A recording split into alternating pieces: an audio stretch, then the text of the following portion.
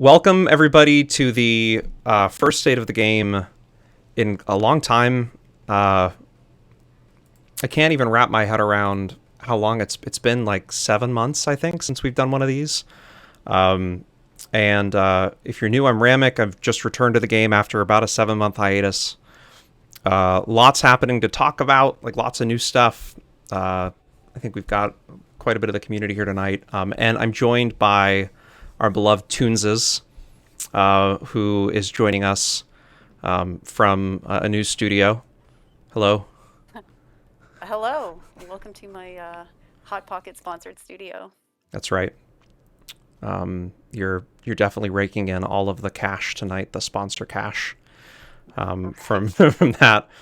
Anyway, we've got a ton of stuff to go over, but I think the first thing that we've got to lead off with is the staff changes at Broadsword, and it's actually part of what brought me back to the game was this news. I've been off building a business and like doing a ton of stuff, and I haven't had time to play. I've been super focused on family, but it's winter up here in New England, and it's cold, and there's like now an abundance of time. And so John Thornhill, the producer of Broadsword, left.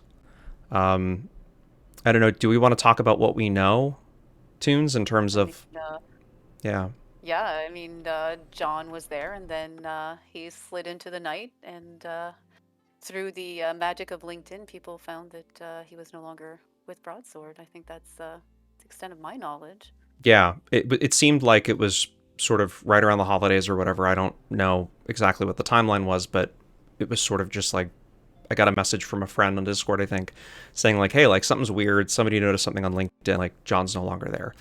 And then Talal, who has been with, I think Mythic, right, from the Mythic days, from like 2005, Yeah. who was the former producer of the game, dropped into Discord and said, "Hi, like we're here. Like everybody's alive. Things are going well." I think he said something to the extent of like flying cars still didn't happen. But he's here. And there was an awesome conversation that unfolded over an evening. It was the 8th of January. I think we'll all remember where we were at that very moment, but no.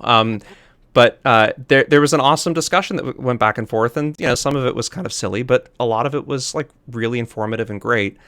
And it's the first time that we've heard, I think, from. I mean, John sort of dropped in and out, but it like that communication matters, right? So, what was your take on Right. that? Like, what did that sort of like what did you walk away Well, from like after that message?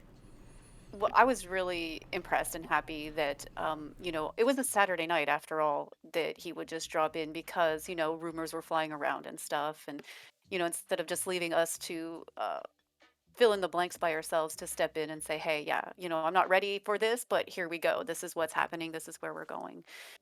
So I thought that that was really neat to show up like that over the weekend and just kind of at least be like, hey, I'm here.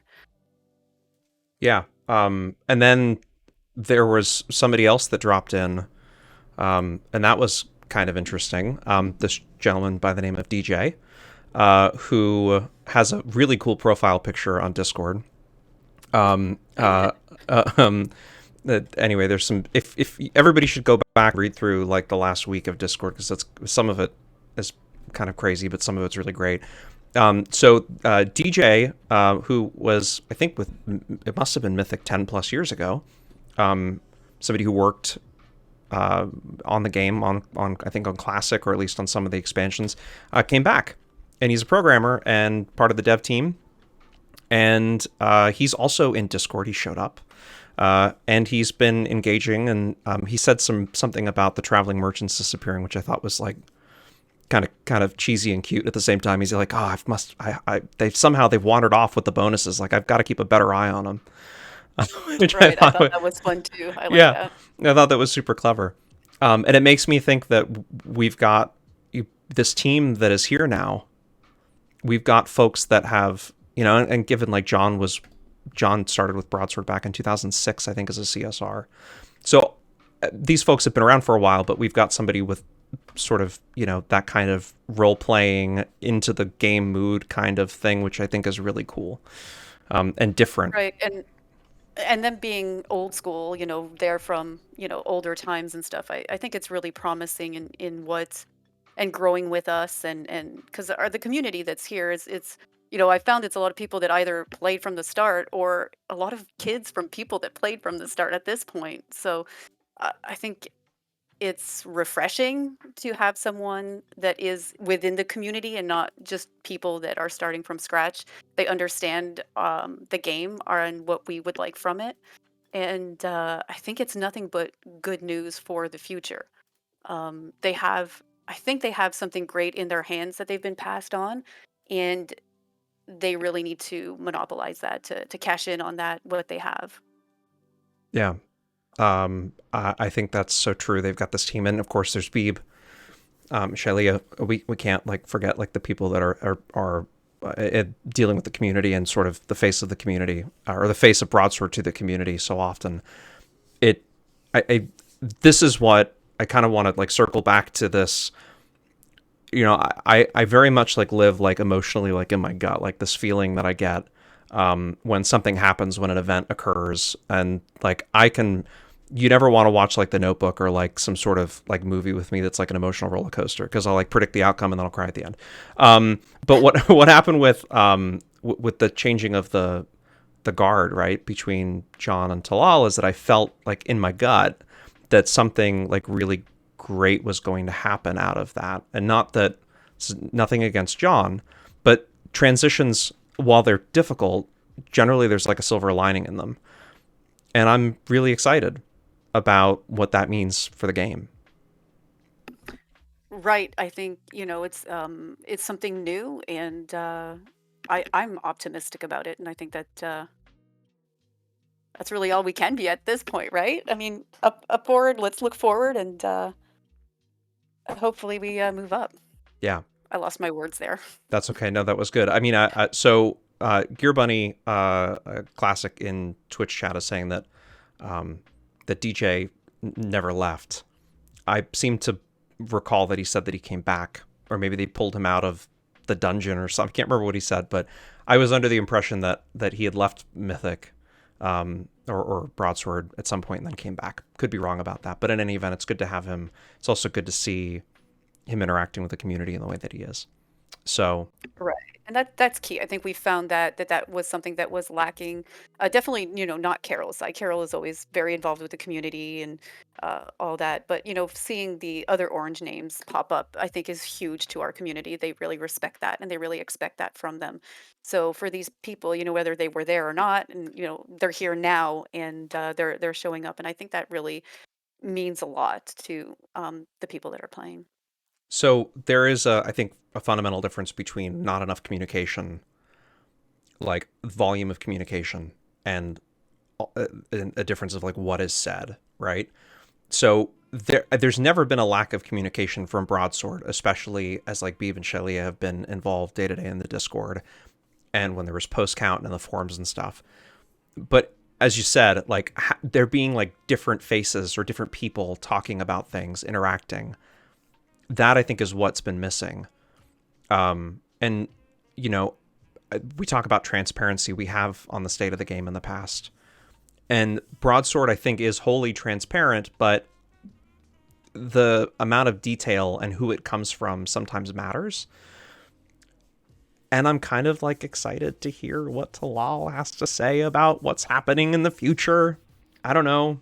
It's Right. it's I hope we cool. get a little something, even if it's just these are my grand idea, not even ideas. This is where I want the game to go. This, I've been around forever. I understand the game, and these are my aspirations. This is the vision I have. Just a vision, even if we get that, I think that would be such a bonus to know where we're going, that even if it's not details, even if it's not like, oh, we're implementing this, we're implementing that, we're changing this, we're changing that, just like this is my vision, this is where I see the game in a year, this is where I see the game in like the next 20 years or whatever it may be, just something like that, something to look to project into the future. Yeah. Um people have been up and down Discord like, where's the producer's letter? What's gonna happen? When is Talal gonna say his thing and his? But I I don't, I think we as a community often put a lot of pressure.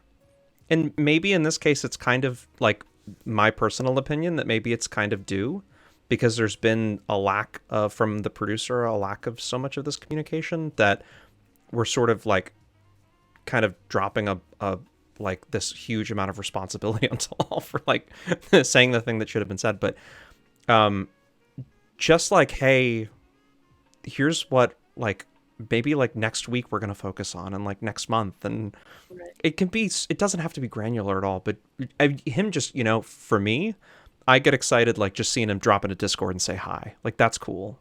Right. And that's, for me, that's like a noticeable improvement.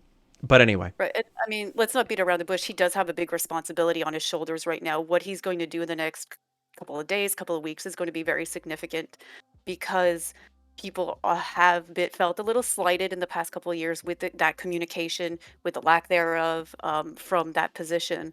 So people are like, okay, well, we'll give you a chance, but there's going to be a window for that chance. And that's a lot of pressure for him, I think, for him to come out and be prepared, not overpromise, and be ready and give the community something. It's I think there's a lot it's a lot of pressure for him right now. yeah. Um, this is the job. And, Yeah. but somebody who's been with the studio since 2005, I think that, I have to imagine that anybody sitting in that role, as an associate producer, I think when there was when the change of hands happened when Talal was the producer and then it moved to John, there was this sort of, I don't know, this message about how Talal was going to be looking at like how like the investment could be made across all of the games. Like there could be like more effort and energy put into all of the different things that are happening under Broadsword. And so I would just have to imagine that somebody in that position, sort of looking from a 5,000-foot view, would have an idea in their own mind about what they'd want to do. So I want to go to chat. I want to talk about chat for a second. Mhm. And I'm sure you've got I know you've been reading. I'm sure there's some comments and stuff that you want to make, but just that I'm sure there's a vision, and I'm just waiting to hear it. I'm excited to hear it. So anyway, Wabbit says, I think there's an entire player base that could be won back from free shards if feedback from the community was respected and implemented. I think it doesn't even have to go that far. I think it can be, there's an entire player base that could be won back from the free shards if there's constant communication from more than just one person at the organization about like what's kind of happening and like the day to day, just dropping in and saying hi. That is like the most important thing. Like stating that you're like alive like every single day is kind of almost a basic requirement at this point. And then you can build from there. These guys already have rapport with the community, and of course Beeb and Shelly have had that for a long time.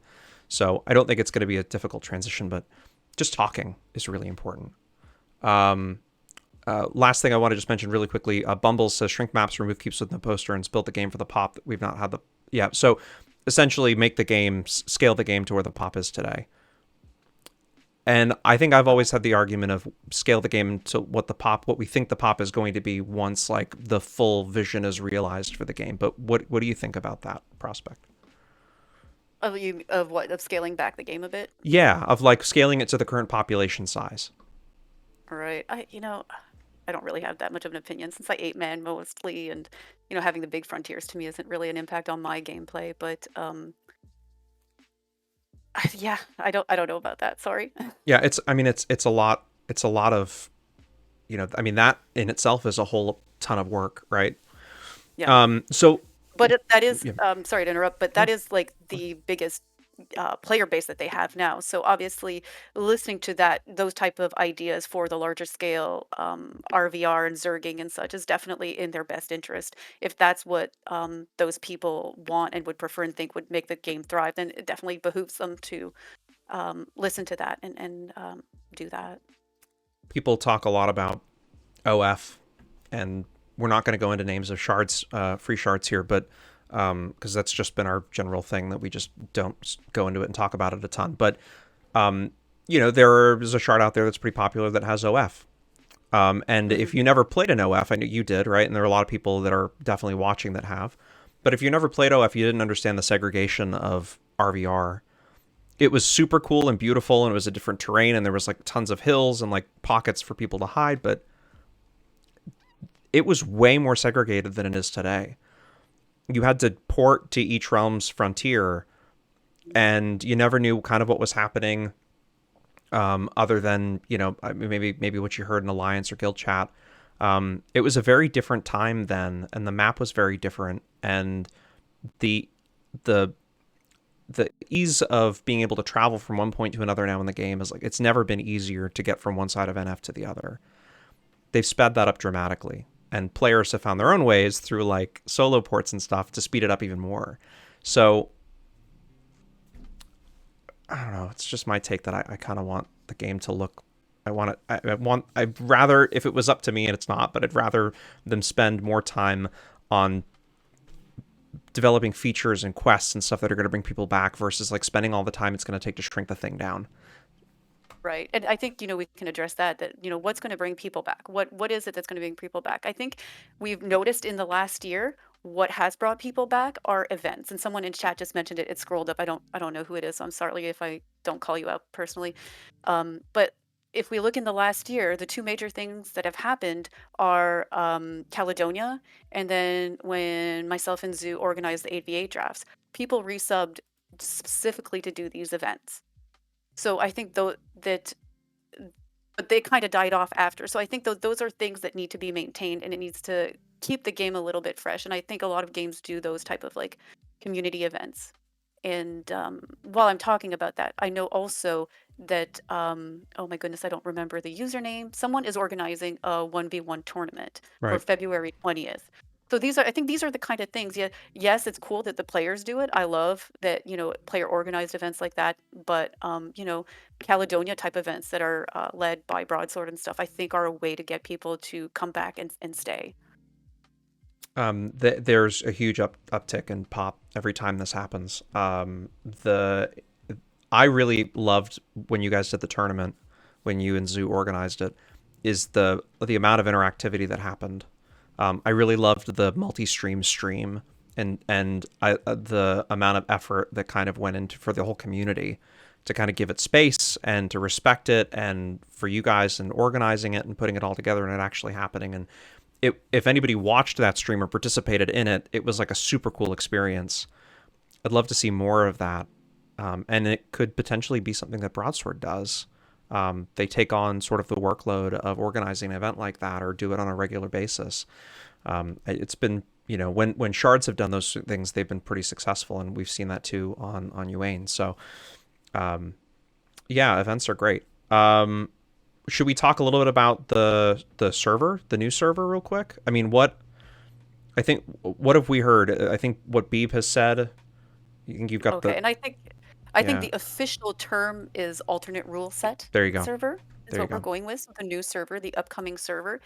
And what all I know is really what Beebs has already said through Discord is that it's very much still in the works, very much still on the Yeah. table, and very much still happening. So, when I'm not sure. I don't have any I don't have any additional comment on that, but that is still going to happen. So Yeah. what's that going to look like? What do we think that's going to look like? What kind of people is that going to attract? New people, old people come back? Where do we feel on that?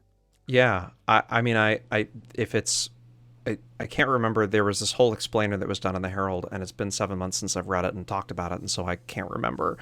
I can't remember what I had for breakfast this morning, let alone like an explainer about like the new server on the Herald. But it was something like there wasn't going to be TOA, I think, right? It was going to be TOA less, um, and that they were going to make there was going to be like some quality of life stuff too. That to me, I think that's what was said. Can't remember, but that to me is really attractive. Coming from a place where we a lot of us have been playing this game for on and off for 20 years or like full time for 20 years, and just kind of a change in the progression and the way the way leveling works and the way RVR works and how kind of scaled back that is. We saw that in Caledonia, right, with the TOA being absent, or the MLs being absent until what was it? I can't remember exactly what it was, but it was something like in the 30s or 40s, right? So it was very raw, or was it? I can't remember. It just it 45? what No, the 40 for ML. 40. Okay.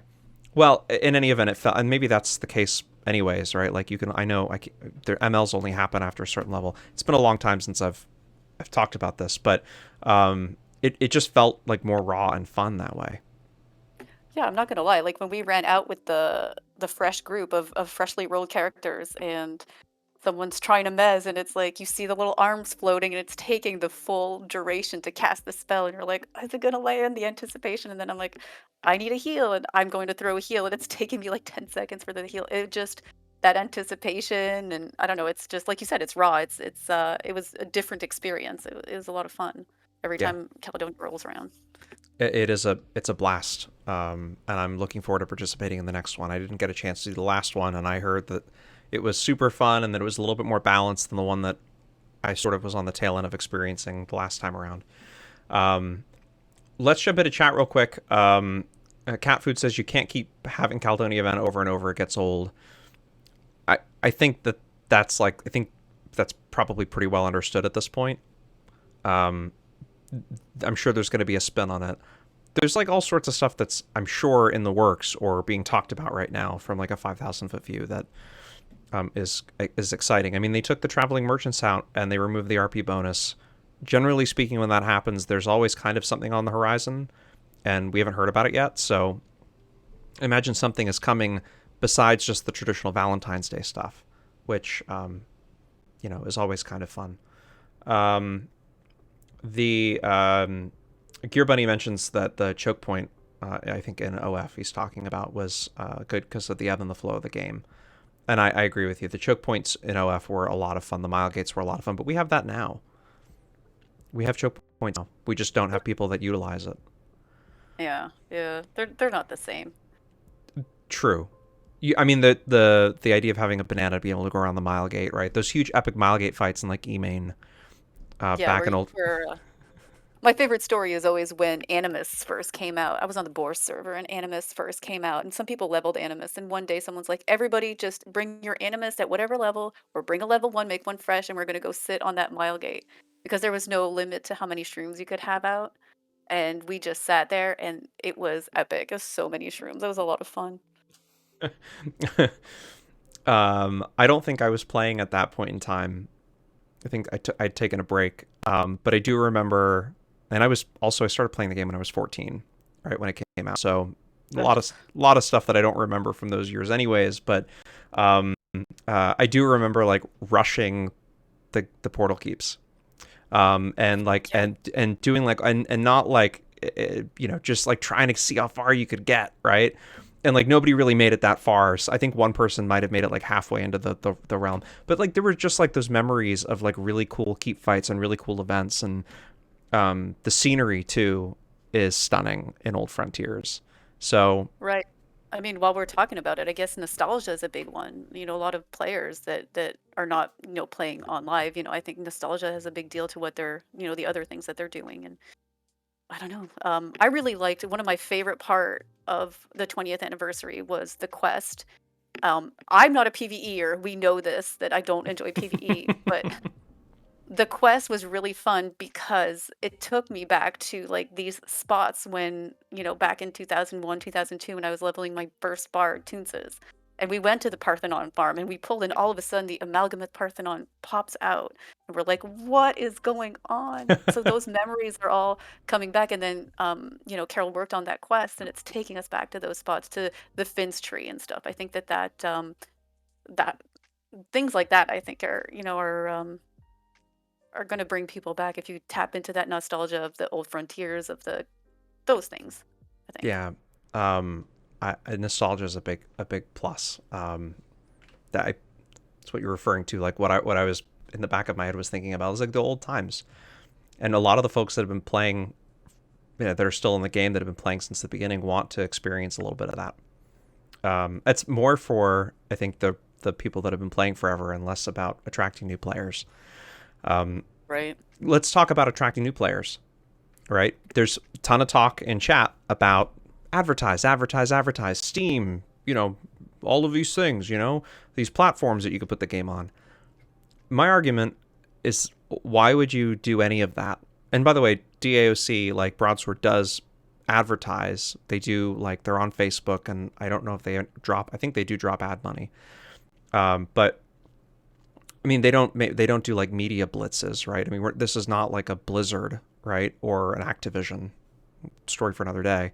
But I think they do talk a lot in those kinds of places. But why are you gonna advertise? Are you looking to bring new players back? What are the things that you need to do first before you start investing all of that time, effort, and energy?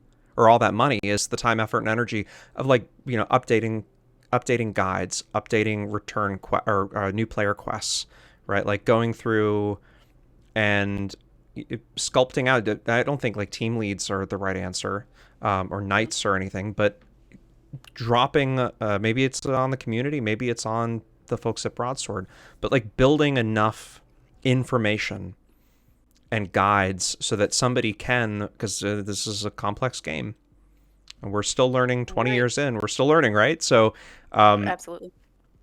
about how the mechanics of it work. You sent me a video. I didn't get a chance to watch it, but there was a video that came out a couple of days ago from somebody. Do you want to talk about your experience watching that and sort of what that person's experience was trying to return to the game? Maybe you Yeah, can explain it absolutely. better than me. I thought it was really interesting, and I'll drop the link as soon as I find it again. It was this guy that plays WoW, and he does these reviews on games that, like, old games that are still around, old MMOs that are still around. So he has a good idea of like what it takes to level in an MMO, play an MMO, and while playing WoW, he heard about Dark Age and how it's still being praised as the best PvP game, large scale PvP game. So he gave it a go and he started from scratch.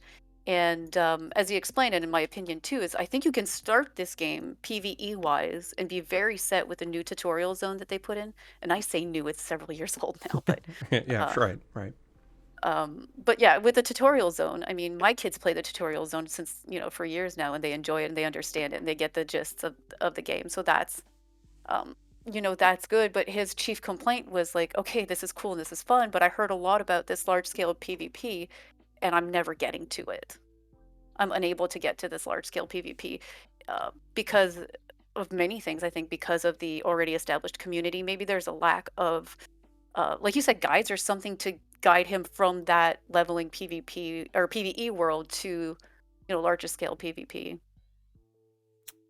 Yeah, I would have thought that there would have been more people, and there used to be, even as of a year or two ago, there were guilds that sort of opened their arms and their vaults really to new people, would walk them through, would equip them with items. We had a list at one point. There were a bunch of people that were contributing to it. I've got a Google Doc of like all the guilds that are recruiting and that were willing to like help people out if they gave them a commitment of time, that they would help them with items and like understanding the game and everything. And I that might have fallen by the wayside. So I'm a bit disappointed to hear that somebody tried to come to the game and felt that was like a barrier, right? That like they couldn't wrap their head around RVR because they couldn't get in with, and maybe that's been a problem for a long time. It's why the casual group finder was there, right? But I mean, I understand the game is a little more clicky now than it's ever been, but I would have thought that somebody would have taken them under their wing. So Right. yeah, I did reach out for the record if you wanted to experience that large scale PvP. I think, you can get into the the larger scales or type situation and you don't need to be in a clique or anything like that or 8-man. I mean, that might come later down the road if you enjoy the game, but yeah, I don't know why he failed to transition from that to the large scale PvP. And everybody, I mean, that's like he said, that's the best part of this game. Well, to me, anyways, because I love PvE. But it is such a the best part of the game, and it's a shame, that he didn't get there. But yeah, I think there's Pronder, for instance, right? And there's a few people I think that are Gear Bunny, for instance, diehard players of Geharis and the PVE server and the PVE rule set. Um, there is a place and a community still for the people that just want that experience. But I think the end game has always been RVR, on Uane and on every other server that came before it. So yeah, and as Bumble said, and as you said, and I think as everybody understands, there's a steep learning curve.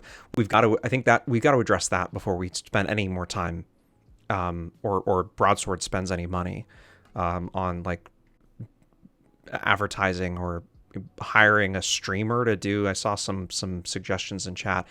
I think that's the most important thing. You got to support the people that are coming in before you. Right. Yeah. Well, but we're also seeing a lot of comments in chat of, that the game is not going to hold new players, that we should focus on current players and returning players. There's been several comments on that. Focusing on returning, there's a huge player base of returning players. Hmm. We've seen that I across all the servers, right? And that they exist, they're out there. hmm So that's Yeah, I think there is a pool of players that could return. So let's, I guess that's what they're saying. Like that, there is that pool of players. Let's see what can we do to get them back. And I think what we're talking about, to loop back is the events, those type of things. I think maybe even to me, the alternate rule set server is not that attractive because I've invested so much on the live server. However, even for returning players, just to be able to everybody start on the same foot again, I think might be attractive to returning players and maybe even existing players. that's what I think that's one of the things that excites me so much about Caledonia is getting to play Mm. against all of these other groups that have notoriety, that I've run with before or that I've never run with. That you all start on an equal playing field, and it's fun to watch all of that sort of, that from level one up, all how that happens, and to win fights and to be, I don't know. That was one of the things that attracted me to Caledonia and probably would have the new server. But Caledonia too, I think what it promoted a lot of grouping random people again. I've grouped with people I didn't know. I've met a lot of the people I play with now, I've met through Caledonia, randomly grouping like, hey, we're looking for a savage. I remember in the first Caledonia, and I found this dude playing a savage, and that had Caledonia not happened, I would not, I would stick to my crew and just played with my crew. So I think it kind of opened up that more community atmosphere. We need more community. Hmm. Okay, so we've talked a lot about that. Um, I we could dwell on the negative stuff. There people in chat are there's some folks that are super negative about coming back. I just want to just very quickly like part aside. I'm gonna like clear the air for a second about free shards and what I've always said about them without naming them because there's no reason to give free advertising to these places. Um, but I will say that the one that died, and we'll say it here, Phoenix, the one that died some time ago, I'd warned people. I think a lot of people who were on the live servers kind of knew that this would happen. It died, and it died because it was a free shard. And there were a lot of people that didn't listen and spent their effort and time and energy over on a shard for it to only collapse sometime later. That is the inevitable death that happens with every free shard. It will Right. always happen. Always. It's guaranteed. Right. And I mean, that's why they've never really appealed to me, like, to put all that effort in to start over. However, I think people know that going in at this point, since it's been a cycle with them. So what keeps people going back to that? How can we draw those people back to live server? Yeah.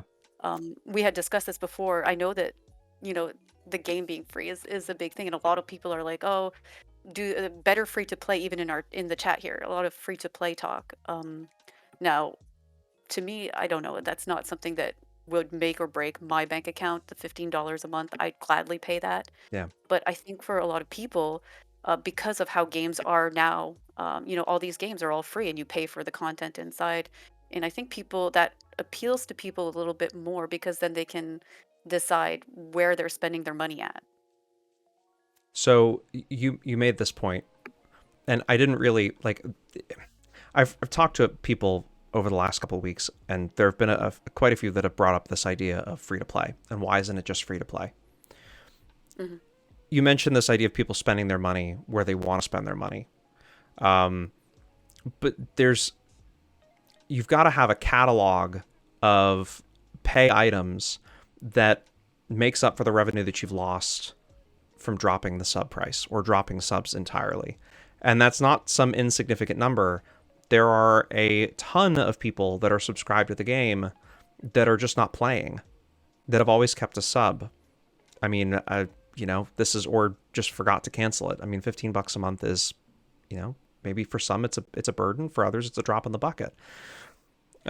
You have to have the content in MTX to be able to replace that revenue that you've lost from getting rid of the subs. And that, I talk about another huge weight for the team to carry, and Greg, right? And all of the ideas that have to they have to conceptualize them, actually make happen. It's just not, in my mind, it's not realistic right now. Because they would need to, the catalog would need to be so diverse in terms of, somebody wants a candy stick skin or a peppermint stick skin for their candy cane. God, wow, that was bad. A candy cane skin for their staff, right? They want to beat somebody with a candy cane. I think that's a cute idea. Ollie, who's a mod here, has been talking about wanting, I think it's a leprechaun hat, right? All of these, but they would have to happen, and then people would have to buy them. So get the concept of wanting to spend my money where I want to spend it, but I also I'm a strong believer in that if you don't have that content, you don't have a game, because you delete the sub, how does anybody pay their bills at that point? You either launch a game with that model, or you somehow transition to it by dumping a ton of effort and energy into creating all of this content. It seems like a really wild thing to go from 0 to 100 and just go straight free to play. I don't know. What's your take? Right. Yeah, I personally, the free to play concept is not anything that's big to me. I've said this before. I mean, $15 a month for me, it's a whole month of entertainment. So to me, it's not a big deal. I'll pay the sub. I don't have a problem with that at all. Um, and then I'll still spend some money on some extra content, MTX Yeah. stuff. But Yeah. I think what comes up too is coming again in chat. Apocalyptic Sis says, to be honest, free shards show a need for the live server to listen to the community more. I think that I think we're headed in that direction, and I think that that will be bringing back those old players. And draw back that enthusiasm is the communication. I think, and I think we're headed in that direction. I think the changing of the guard, the fresh voices, and the already community involvement that we've seen so far. I think it's all positive things, and I think that that's what's going to lead us into getting some people back. I've said this publicly, and I'll say it here. There's an open invitation for anybody at Broadsword to come on and have a conversation. I spent over a decade as a journalist before becoming a gamer, right? I love producing this kind of stuff. I'd love to have, and creating content for the community, I'd love to have somebody from Broadsword come on and have an honest conversation about just their feelings about stuff. It doesn't even have to be anything concrete, but just that I think having that conversation would be a huge step forward. Having it, and it doesn't have to be with me. It could be with anybody. It could, I don't do it with a print magazine or an online blog or something. Do it, have it be one-on-one with someone.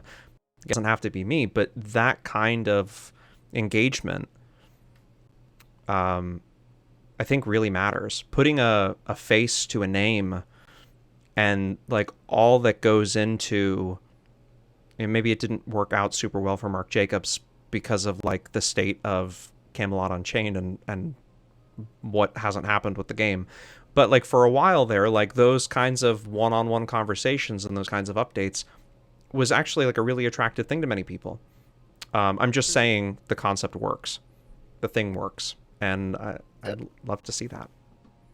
So right now in chat, first-time chatter, Brendan says, as an old-time player back from in the beginning of DAoC, to me, it's the steep realm rank that I could come across. Wait, oh, it's jumping. I can't read it. Oh, To me, it's sorry. the steep realm rank that I could come across that holds me back to pay and play for it. So what's holding him back is to actually pay for a sub. Is that a lot of people are already high realm rank.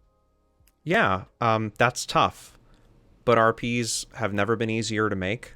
There are lots of guilds and 8-mans, and we're going to talk about this, I think, in a minute, about forming groups and what it takes to form a group. But there are a lot of people that run on a regular basis that wouldn't mind taking a new player under their wing if they gave some sort of time commitment. I totally understand that there's like an uphill battle because you get a ton of high realm rank tunes that you're out fighting against, and like you don't have the RAs. But getting to realm rank 5 during a bonus period takes like a couple weeks, or not a couple of weeks, maybe a week less, depending on how much you play. Um, Getting to realm rank 13 is achievable in a couple of years. It's not probably sooner, right? Devil Dot, I feel like Devil Dot kind of went to realm rank 13 overnight, it feels like. But a mentalist Zerg surfing, maybe a bit of a different story. But RPs are not hard to come by anymore. Um, Right, I really Maybe, don't think realm points should be a barrier to someone returning. Between the, in Caledonia, I think I know we go all sweaty when we play Caledonia and we get like crazy realm rank, but I think if you don't play all like sweaty, you can still play for the weekend and still make a decent realm rank, at least 5 to 7. If you just put in a normal person's amount of hours playing. yeah. So, what do you think about the idea of them having like a? Oh, they did like they've done this come back to Camelot thing every so often, right? Where it's a couple of weeks, 14 days free, right? They've got Endless Conquest. Endless Conquest is great. It is a great opportunity. I think it's more of a teaser than it is a free to play model, but it's like a better than nothing kind of like get your foot in the door and get a tune leveled up and see what you think. I'd love to see a Comeback to Camelot campaign, and I'd throw like a ton of effort behind it, and I know a lot of people would too. A lot of the people that are here that stream on a regular basis would. But the idea of like just opening the doors to everybody and say, hey, like reactivate trolled accounts, come back, see what it's like for 2 weeks, see what it's like for a week. Yeah, Um, that's not a terrible idea. I mean, Caledonia is great, but like give people a few weeks or a couple of weeks to just come back and try it out. I mean, in my mind, it's a better teaser than any event that you'll ever do. Especially if you market it as like it's a returning and like a convergence of like new old players, everybody that's been around. If you have an account from one of the archive servers, if you came from Galahad or whatever, Nemu or whatever the case may be, why don't you reactivate and see what the game is like? King's Gear, it gives you cap stats, doesn't give you all the uses, but it gives you cap stats. It's like it's easy to come back. So I just a thought, but I don't know. Right, maybe not a new player, but a player coming back. Yeah, right. It's Sure, feasible. it is. It's totally geared towards that returning player base, but we've seen there's a population there. There are people that are interested. I think it's declining. For whatever the case may be. But there's still a player base. And by the way, for anybody who's watching this, who's like, is live even worth playing on? I came back a couple weeks ago. I've run, I don't know, 5 or 6 times. I'm soloing a bit today. Like there is stuff going on. It is not a dead. People who say Uane is dead don't are they totally have like a bias towards what's happening. Like I get that there might be shiny things that are occurring elsewhere, but Uane is not a dead place. There is still RVR. There's still a lot of action. There's still stuff happening, and the more that like put their faith in Uane being alive and being well, the better the community does. I don't know. If you spend your time, effort, and energy over here on the live servers, it pays dividends towards like your like the stuff that you've got to fight up against, right? It shows that there's a population boost. More people are going to come back. Anyway, I hate there's so many naysayers that are like, live is dead. It's no good. You gotta go over here in order to. It's like, but that's just not simply not the truth. Anyway, Right. I mean, if you look at Carol's stream on Saturdays, you can see that there's plenty of people still playing. Absolutely. I mean, Mini Barb makes a good point. He says if you're in an 8-man, it is dead. The 8-man action, yes, has been not as big as it once was for sure, as of late. But it's going to come back. I'm sure. yeah, it will. Again, it's the shiny thing, but there are people that are experienced AVA players, AVX players that have been building up a collection of characters and items and like a legacy and everything that comes with it on Yuane, I do think that they'll come back. Um, and it's also like it's kind of a weird time of the year for a lot of people. So, like for me, I'm coming back because it's a weird time of the year, but it could be the opposite for other folks too. I don't know. Anyway, let's talk for a minute if we can about forming groups and what that takes. Um, you know better than almost anybody, I think. Going from Naked Ninjas over on Hib to starting up on mid, right? And like the amount of consistency and stuff. Talk if you can a little bit about the amount of effort and energy it takes and what like the barriers to entry are for like starting a group and getting it running on a regular basis and like what you kind of need to get off the ground.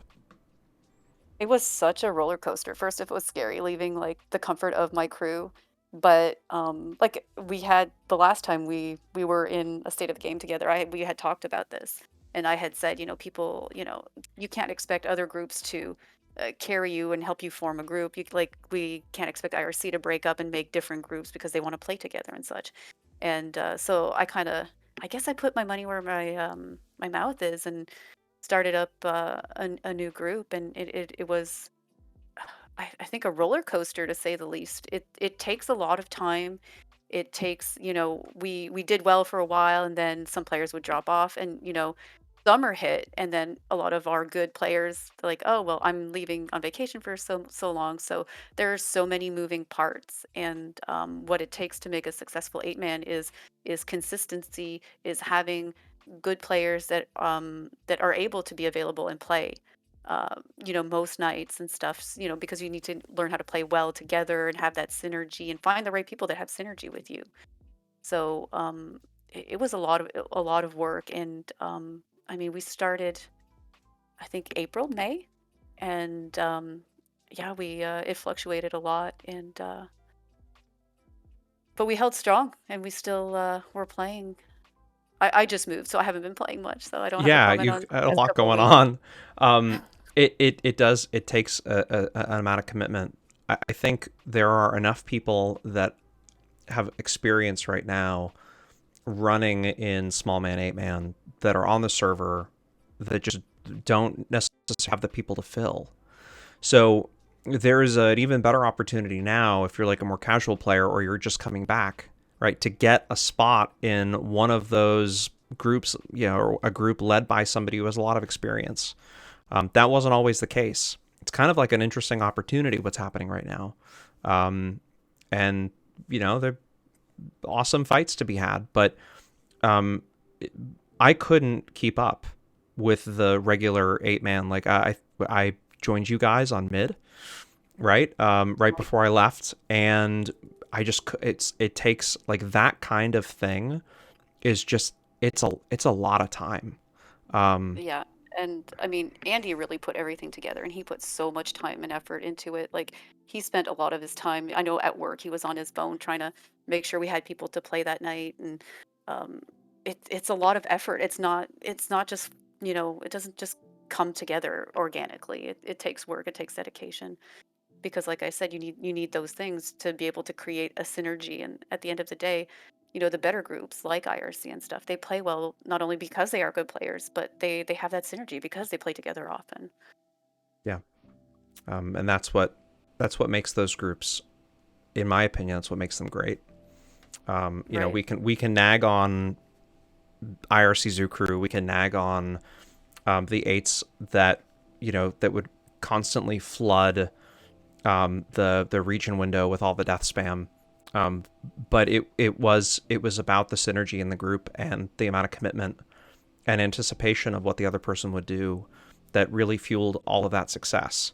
Um, you put a lot of time and effort and energy into something, you reap the benefits and the rewards of it generally, right? And that's like it's the same thing with running a group on DAoC or any game for that matter. You put a lot of time, Right. effort, and energy in, and you get something out of it, and which is usually success. So anyway, Right. And I think, we've established, we may not have like a set eight. I think we have more of a, we have a core of, it's me, beer and pizza, and Andy most every night. And then we have, a lot of people that we play with often, like woke, like those type of people that will be like, uh it's more of a casual thing now. It's like, hey, are we going to form up? Yeah, let's form up. So we've made some connections with some people, some better players, and we were able to, form an 8-man and just casually go out and play when we want to now because we put in all that time, months of work into it. So we've made some connections and some friendships and stuff, and I think we're able to be moderately successful. Yeah, time. I mean, so many connections that you've got people giving you a hard time here in chat, like Fresh, who uh, Oh, Fred. who I miss a lot, and I don't know what Fresh is doing these days. I'd love to run it. He has to come if he's not playing right now. He has to come back because I missed running with him. But um, one of the many people in your orbit. Yeah, Um, Fresh and cat food. I miss those dudes a lot. I miss my old crew a lot. so let's talk a little bit. I want to circle back to something, but can we talk a little bit about another potential 8v8 tourney? Will you announce it here? No, I'm not going to put that Oh my pressure on you. goodness. Wow. Wow, but Ramik, thanks but for putting me on the spot there. That's but fantastic. do you think there's a chance that we will see another 8v8 tourney? I want to know because I would love to be part of the multi-stream like we did before. I've just I've got a little benefit out of it, but like, what do you think? Is it something that's going to happen? I Maybe. don't want to make promises. I don't want to overpromise and underdeliver. It is always something that's on my radar. I love organizing things a lot. That's really in my umbrella of things I like to do. And I've just like I said, I just moved, and I'm still so focused on my new house and stuff that those kinds of projects are a little bit on the back burner. But it is something I really love doing, and I would really like to do again. Yeah. Okay, cool. Is Just that good? Is that a good yeah, answer? that's a great answer. I just was curious, more for my own benefit than anybody else's here. So there's a couple of people that have joined and in chat. And by the way, I appreciate all of you that have tuned in and talked and asked questions. We've been reading it the entire time. But some people like classic server when. And I think the short answer is they're working on it. It's not going away. The idea of and by the way, the classic server, it's more what was the official term? It's more of like an alternative rule set server tunes, right? Correct. So Hmm.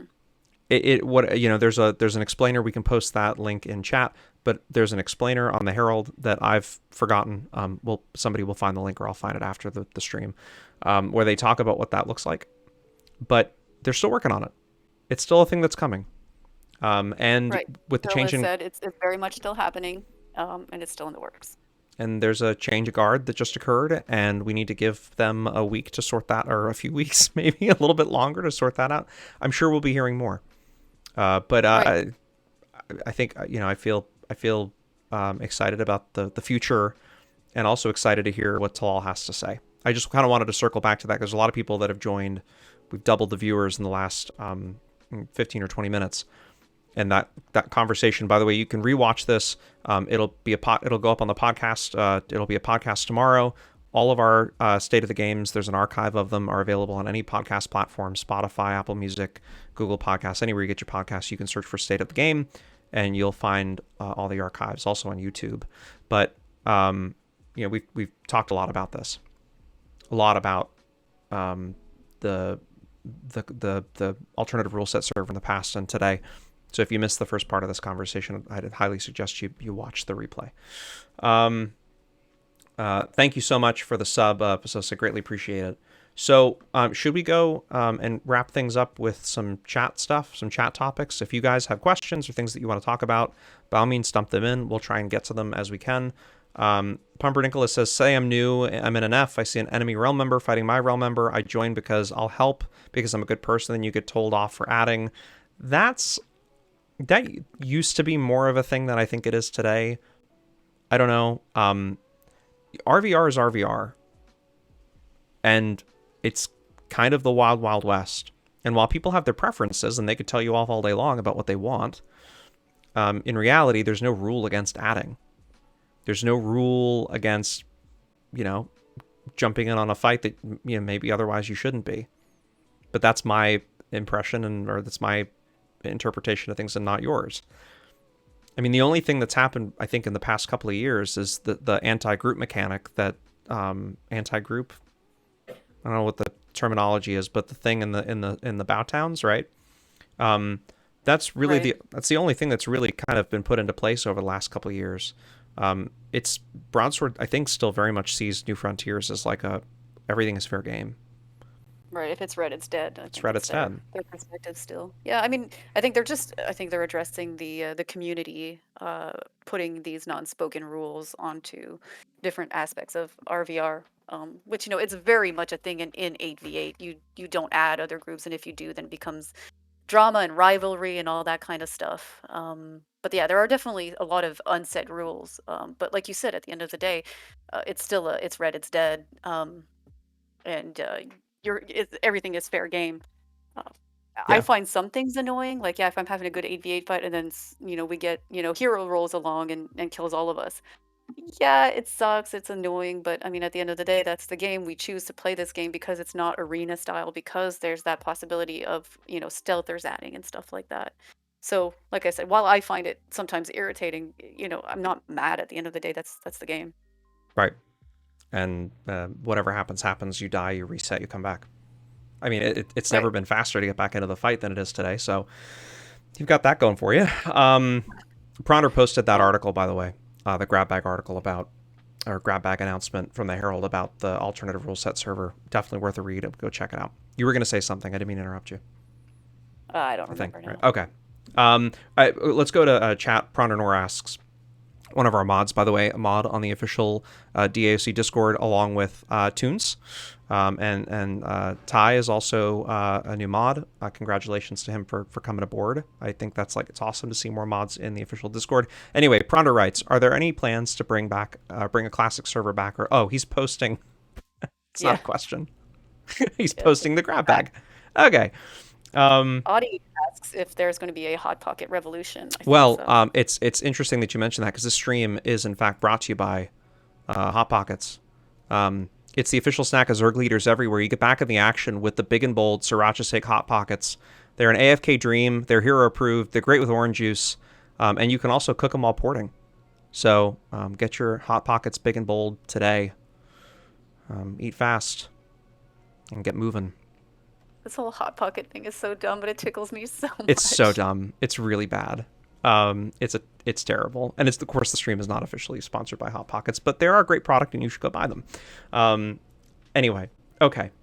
Somebody asked, who was it? Fraps asked if I hear you mention many moons ago that you started an ISP? I did. I started. In fact, I went into a partnership and acquired a wireless internet service provider up here in northern New England. We're now at about 800 square miles of coverage, hundreds and hundreds of customers. It's crazy busy, and it's all I do pretty much every day, other than the last week and a half in which everybody in the house except for me has come down with COVID somehow. Story for another day. I have no idea how that happened, but it did. But yeah, it's eaten up all of last summer and most of the winter so far. Being that it's like minus 11 out in the mornings, I'm not really so inclined to go outside and do any work. So that's why I've had a little bit more time inside. And I also think like a work-life balance is important. So you'll see me around a lot more than I have been in the past. But yeah, started a Wisp. That's what, do I have a camp? Yeah, that's what this thing, it's one of the antennas that we put on a person's house. It's not actually like, it's not like beaming any energy into my head. Although that would be a great excuse for often why I'm mindless half the time. Do you see anything in chat that interests you, Tunes? I don't know. I think we've spun into Hot Pocket talk again. Oh God. Um, I think that's where we headed. I don't know. Did anybody else have any other questions or anything? Cure Bunny asked if I'm hiring. Not quite yet, but we will be very soon. In the next couple of months, we'll be posting some positions.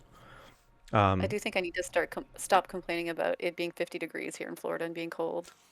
Yeah, yeah. I mean, it was we had a wind chill of like 40 below. I was looking at one of the we've got, we're on the big mountain here, big ski hill, big mountain. It's about 3,600 feet high. It's not like, I mean, it's big for New England standards.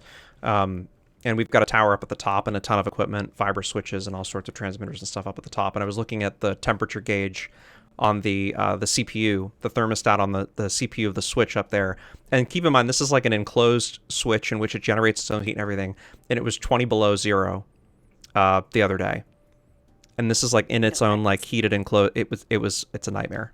So yeah, 50 below or 50 degrees is not terrible. That's like sweatshirt. It's beautiful sweatshirt weather. It's so cold. So cold up there. Anyway, um, I don't think there's much else to talk about. I did really quickly want to mention the Realm War map. We are putting a ton of effort and energy into building and continuing to like improve on resources for the community. It's kind of a renewed thing. This war map has existed now for about a year. Um, Winter, who is a good friend in real life, a childhood friend, helped me build this thing, and we want to make it better. Like really want to make it better. So if you've got suggestions for this war map, I know that the Camelot Herald doesn't have a war map at the moment. I think they've talked about working on one over the course of time, but at least for now, we've got one. If you've got some suggestions, I'd love to hear them. There's a link in chat. Also, you can go to ramikoken.com/war map. Oh God, what's the link? It's somewhere in Twitch chat. I don't know. It's Ramik. It's ramikoken.com/map. So, And this is fabulous, by the way. I think, this is what makes these games fun and great is, both the players taking time to add content and events and that kind of stuff, and the, obviously the game sponsored stuff. I think yeah, those things coming together make it awesome. I can't remember who helped me with. It was one of the soloers in the community. I can't remember who it was. And if you're watching this, please pop out and say hi. But somebody was like, "Can you put like something on the map that's not quite like anti-group, but like maybe you shouldn't go there?" And I was like, "Yeah, I could do that." So we put this little image of people and like one of those like no signs, just to give people a heads up. And like it's still, since the last patch, it's still a little broken. There's still some stuff I've got to do. Like only the Alp keeps are showing claims. The mid and hib keeps are not updating for the guilds that have claimed them, but otherwise it's pretty accurate. And you've got things like the current status of all the battlegrounds and stuff. So it's a fun little tool. I keep it up most of the time. Even when I wasn't playing the game, I usually keep an eye on it because I think it's fun to watch stuff that's happening. But anyway, okay, we're gonna wrap this up. Just another couple of questions here. Calibrex asks Toonses, how do you feel about an official character planner and or template site? Well, I think at this point, the resources that we have work pretty well. Again, that's another fabulous like player-based resource that we have. I think we're good keeping our resources, our broadsword resources at implementing game stuff. Did that make any sense? I'm sorry, I kind of lost track on the way Yeah. there, but those are good. That's what I was talking about. Like our player base, we have an amazing player base. Some creative people like Magrim that made that launcher and stuff like that. We have some amazing content brought by players, and that kind of frees up our devs and stuff to do stuff in game. So to loop back to the start of all of this is that we have this changing of the helm. We have all these possibilities. Let's let them work in that game realm, that game sphere, and have good new game content, and let players do their thing and do these realm war maps and character planners, templates, and stuff like that. Yeah. Community tools have always been awesome. I do miss Mojo. That was a pretty sad state of affairs, what happened at the end of that. Still miss Mojo a lot. I don't know whatever materialized in terms of like other... We were going to put something together and then interest sort of fell out because life happens and stuff. But I think there is DAoC Starter. I feel like there's a couple other projects that were going on. I don't know if Madgrim ever actually launched. I think he had some auto hotkey scripts that worked really well, but I can't remember. It's worth asking in Discord. But yeah, Mojo for sure was a great utility. That is gone. But I'm sure there will be something that comes out at some point. It's only been 6 months. It's 6 months is like a drop in the bucket for a lifetime of DAoC. Prounder just posted Grib's launcher. It's free and it is based on AHK. That's awesome. Okay. I think that's it. I'm just going to mention that we'll have an RVR stream at some point later this weekend, early next week. I'm going to try and get back in the saddle and stream at least 3 nights a week. One of those may be the state of the game. I don't have time to do like 5 or 6 nights a week anymore, but I am going to stream more often. We do giveaways on the streams. You can game time cards, mithril packs. Those are all funded by myself, and the community subs and donations and stuff. It's an awesome, like we've got an amazing following and an awesome community. People that follow the Twitch channel. So we do giveaways. I gave away, I don't know, 2 game time cards and like 4 or 5 Mithril packs the other night.